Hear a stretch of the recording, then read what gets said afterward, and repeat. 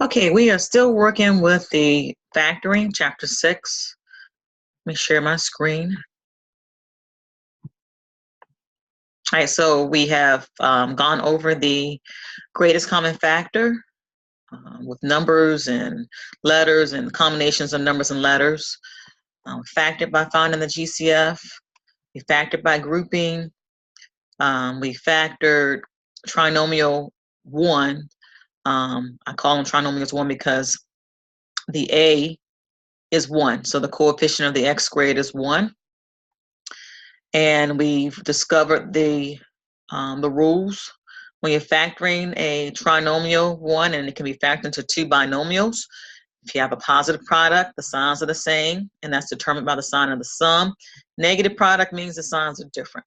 And then you have to determine who gets the positive and negative. So now we're going to look at problem that has a combination. Okay, so again, you always want to get into the habit of looking for the greatest common factor first. Many times we've worked them and the GCF was just 1. So let's look. Oh, before we do that, okay, I wanted you to look at a problem that looks different, but just to show you how to handle it. And we have the variable at the end, not just at the beginning and in the middle, but at the end.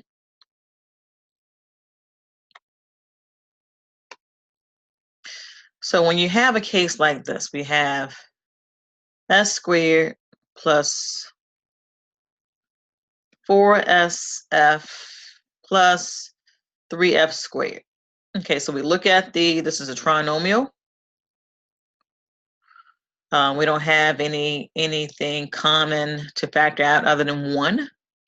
And so if it's factorable, it will still factor into 2 binomials. So we'll see if it's factorable. Now notice here, this coefficient is still 1 for the leading term. This is an s squared. We'll split that up. S and S, that represents the first term. Now we have to deal with the last term, the product. Now notice here, the product is positive, okay? So that means that the signs will be the same. And so since the sum is positive, then everything will be positive. So we know we can go ahead and put your plus signs in there. So now we have to, now notice here we have an f squared. That just splits up. F here at the end and F here. That's all it does. That's how we get the middle term of SF. Okay. Now let's deal with the 3. So find your product combinations of 3. And so 1 times 3 is the only product combination of 3. Now the question is, can I get a 4 from this product combination? Yes, you can. 3 plus 1 is 4. All right, so we have 3, and then you can put 1 or not put the 1. So we have, and this is an S. So your factors are S plus 3F times S plus F. Okay, or vice versa. And that's how you do that when you have a variable at the end. You're just splitting that too. Good. Okay, so let's move on. All right, here we go.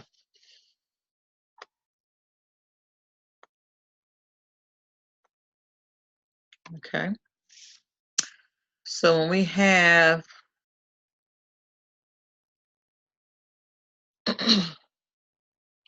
we have 2x squared plus 30x minus 68. Okay, so what do we do first?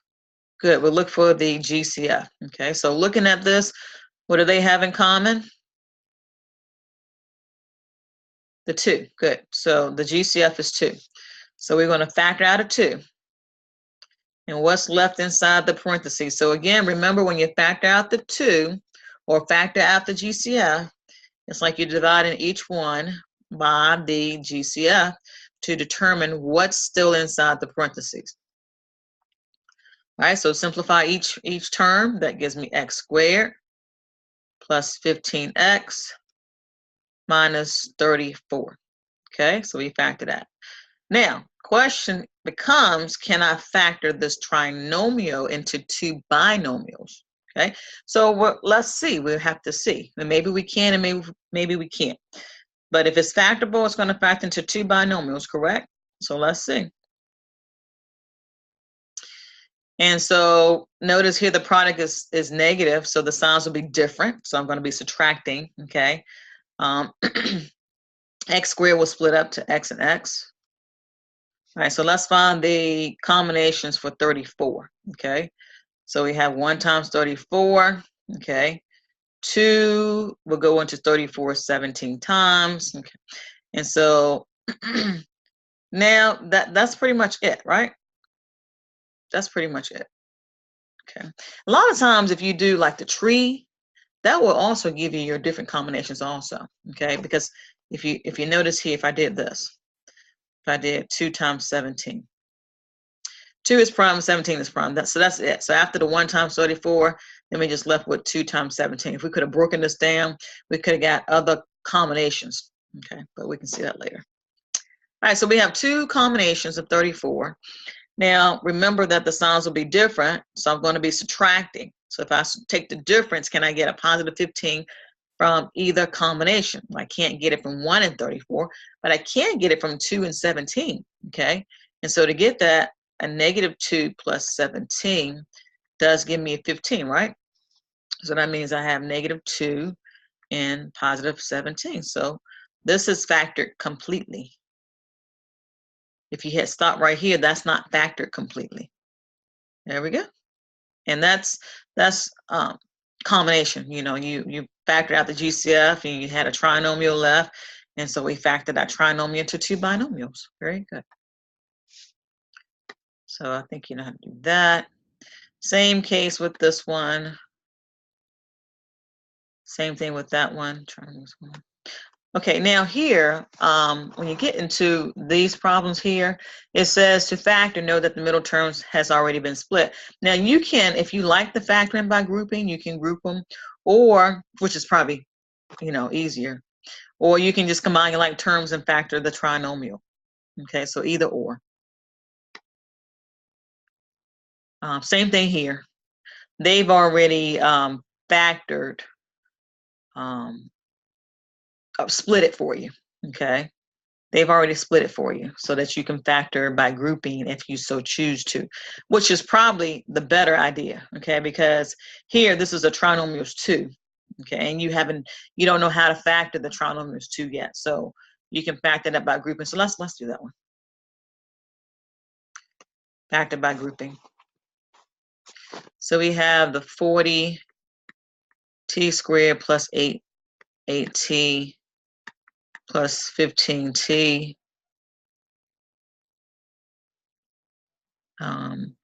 plus 3. All right, there we go. And so what we're factoring by grouping again, so that's group 1 plus group 2. So this is factoring by grouping. And so in group 1, what are we going to put? Okay, we're going to group the first 2. Let's try grouping the first 2 then. 40t squared plus 8t, and then 15t plus 3. And let's factor each group. You might like the factoring by grouping, okay? All right, so we factor out the greatest common factor. What's the greatest common factor of group 1? Good, 8t, okay? So the GCF is 8t. So I'm going to pull out 8t. And so when I pull out the 8t, again, that's like I am dividing each one by 8t to see what's still in the parentheses. Simplify, you get what, 5t plus 1, okay? Now come over to the second group. Or can we pull out the second group? What do they have in common? Good. So the GCF is 3. So we're going to pull out the 3. That's the GCF times what's left. So basically, we're going to divide each one by 3. Simplify, you get 5t plus 1. So that means that your grouping was correct. All right. So now, look at the whole picture. What do they have in common? Very good. So they have the 5t plus 1. Pull that out. What's left? The 8t plus 3. And this is your factors. Okay, factoring by grouping. So again, you have 4 terms. You group 1 plus group 2. Decide who goes in group 1 and group 2 when you factor. What's left in the parentheses should be the same. Okay, if they're not, then the grouping was wrong. Okay, so that's that. Same thing there by grouping. Okay, so now we get into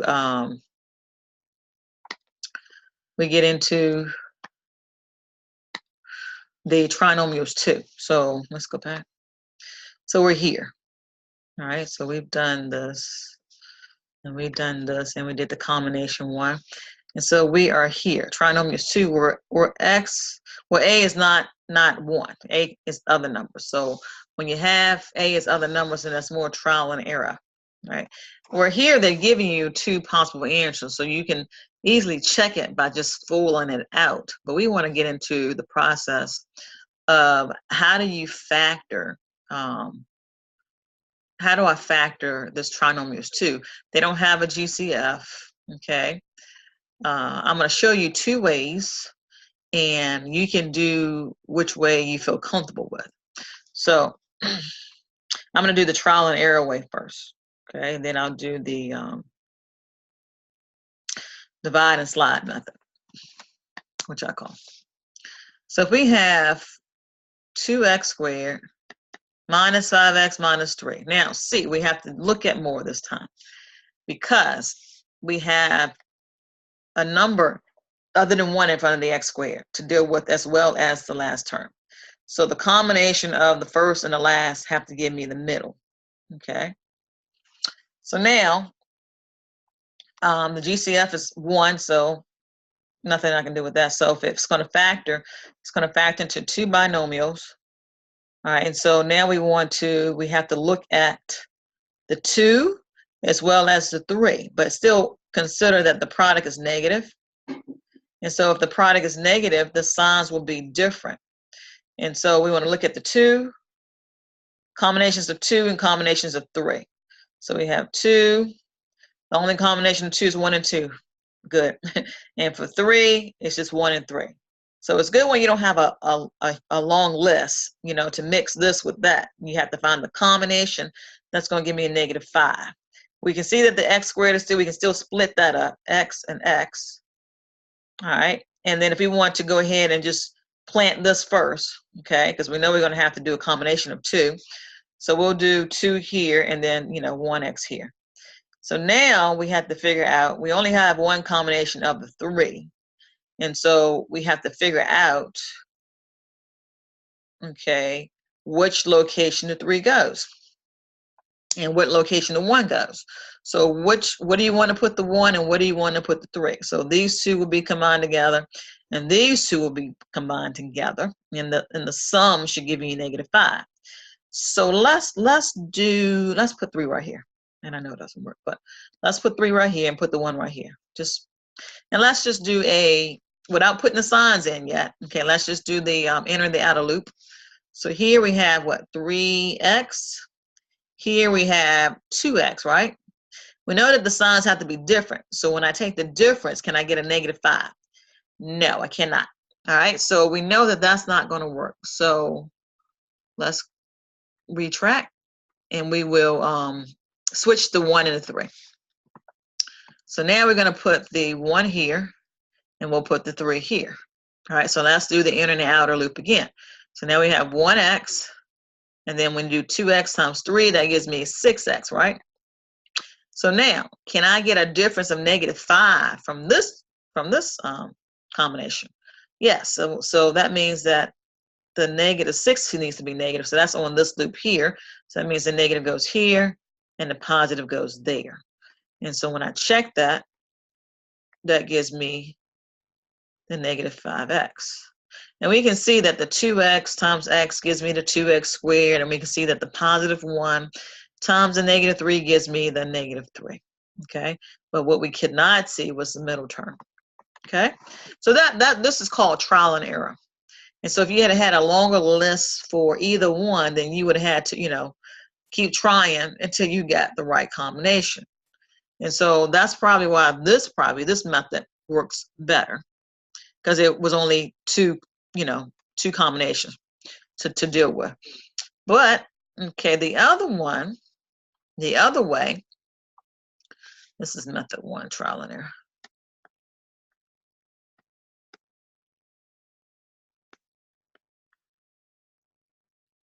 All right, and so the other one,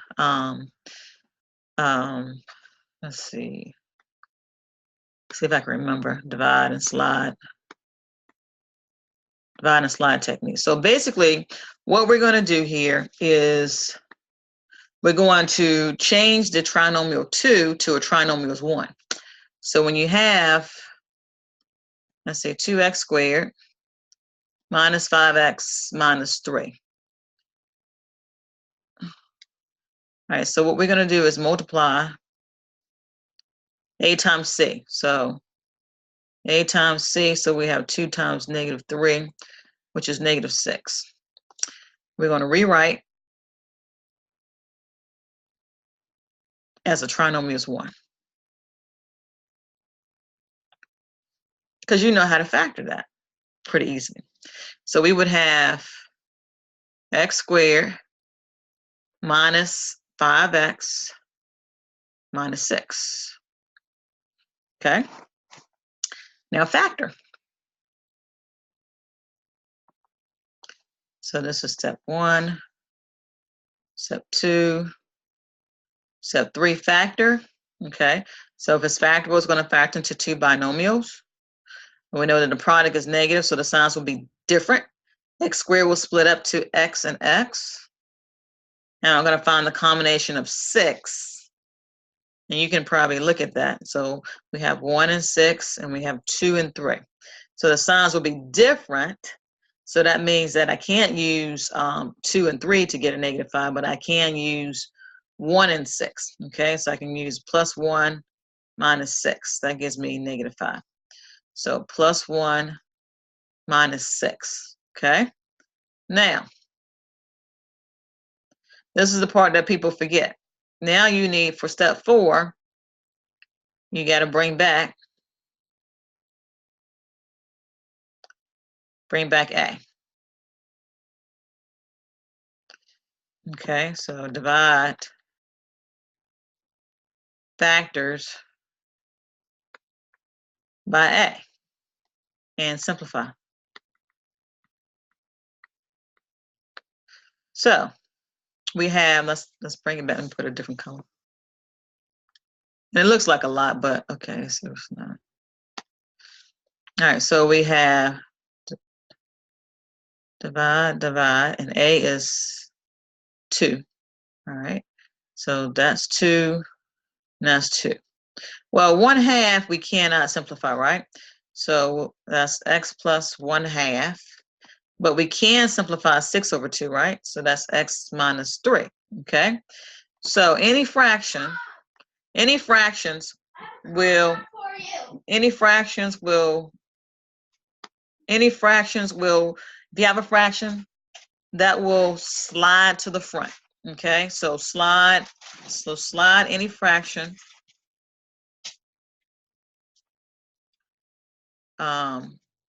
Will slide any fraction. So let me put that back. Okay, so let's slide your denominator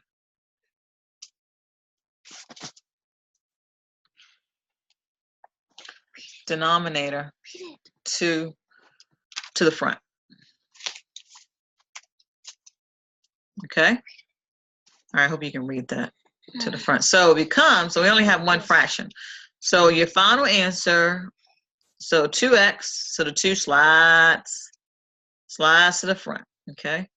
So plus 1, and then I have x minus 3. So that's the same thing I have over here.